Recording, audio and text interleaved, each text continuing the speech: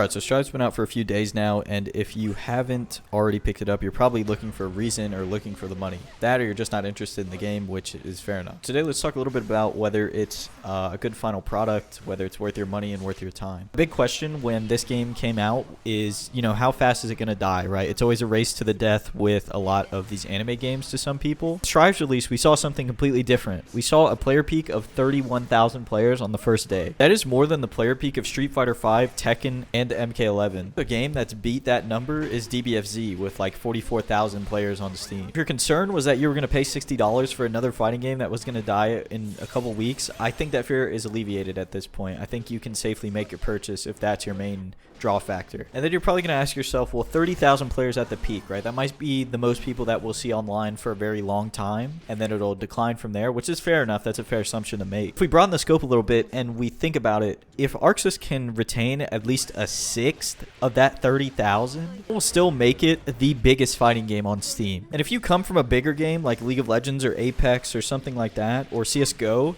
you have to understand that CSGO and League of Legends are two of the biggest games on Earth. You're not going to switch to another game and find that amount of people all in one place. As we speak, CSGO peaked today at 803,000 players, and that's a slow day on that game. That's why I'm drawing a lot of comparisons to other games in the same genre, right? It's a niche genre, fighting games are. They don't generally have a ton of people playing them. So for Guilty Gear Strive to peak at 31,000 is pretty monumental. It's pretty cool to see. While we're drawing comparisons from other genres and comparing fighting games to other genres, let's talk about Netcode and why that is a huge drawing factor for Strive and why I think that's going to keep the game alive. When you play a game like CSGO or League of Legends, the netcode of the game does not usually come into discussion, right? Because you're connecting to a server most times. All of you are connecting to a server, and then you're playing the game with minimal lag. And the less that you have to think about netcode and the less you have to think about latency, the better. It shouldn't be something that you should have to be constantly bringing up. But in fighting games, you're not usually connecting to a server. You're connecting to each other. It's peer-to-peer. It deletes one part of the connection that could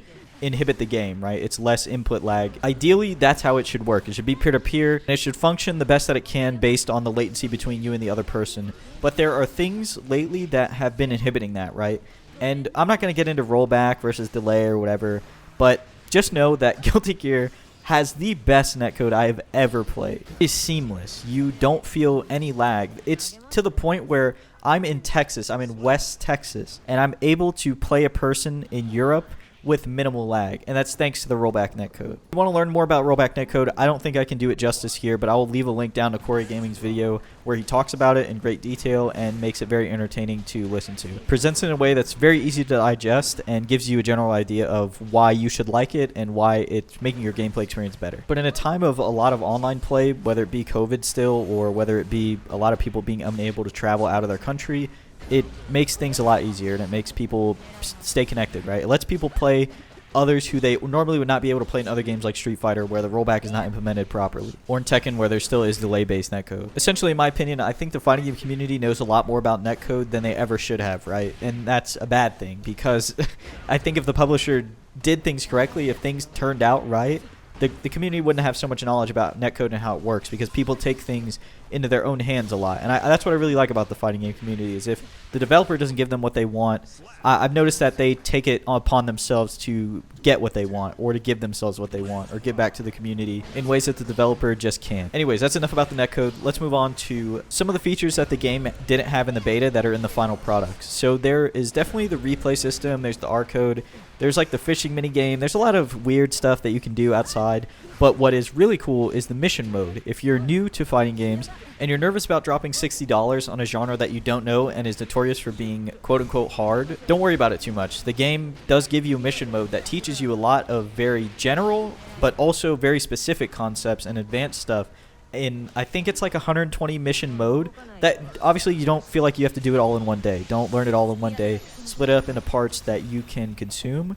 But it's there. It's there to help you, and it's a very good tutorial in my opinion. That tutorial mixed with a lot of YouTube content that's coming out, I think will get you a very far way. It'll at least get you to the point where you can start winning or start learning your character effectively. Something really cool about that mission mode that I'd like to add to other games that I play is the part where it makes you do it like at least 3 out of 5 times. You have to do whatever the mission's telling you at least 3 times to pass it and to get it marked off. That's to sort of ensure consistency, right? Not that you're getting it once on accident and then you're moving on to the next mission. It wants you to be able to do it multiple times, which I think is great. And make sure you really take your time when you go through the missions, right? It's not a race to the end, and finishing it faster is not going to make you a better player. Absorbing what it's trying to teach you will ultimately make you a better player, no matter how long it takes. And don't try and learn everything at once. I know you guys are smart people, right? But you can't absorb all of that at once and use it effectively. You can't apply it effectively. Now let's talk about some cons. If you're looking for like a very bona fide rank system, I'm not going to say the game's not for you, but it's just very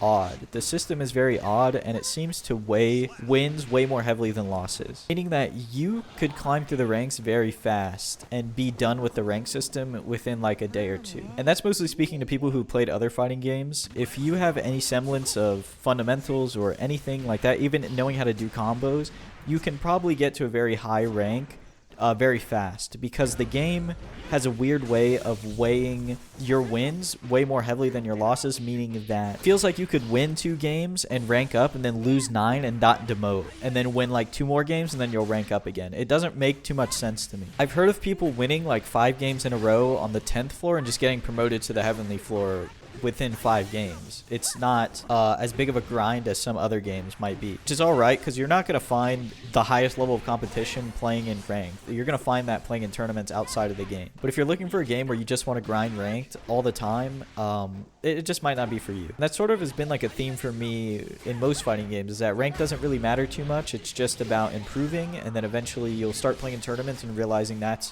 where the true competition starts to shine. That's where you start to feel the rush of competition, and you start to feel like you're actually playing at like your highest level, right? And speaking about ranked and matchmaking and stuff, let's talk about the other issue that I have with the game, and a lot of people have had with the game, is the lobby system. You've probably seen it. It looks like a Habbo hotel. The little square guys running around like swinging their swords at each other and stuff. It's okay. It's not terrible. It lets you get into a match relatively fast. With the little battle stations they put in, it's sort of like arcade cabinets, so you don't have to actually... Because before in the first beta, if you haven't really been keeping up, they didn't have those little stations where you go stand next to somebody and it matches you up.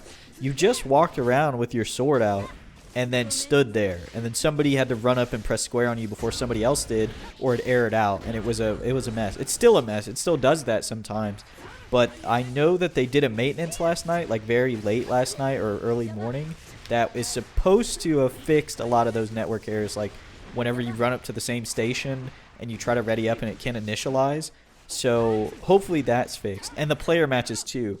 If you guys haven't been keeping up with that, or you haven't really gone into the player matches yet, you can't use the little code. Usually it'll generate a little room ID, and you type that little ID in and it'll take you to whatever room is associated with that string.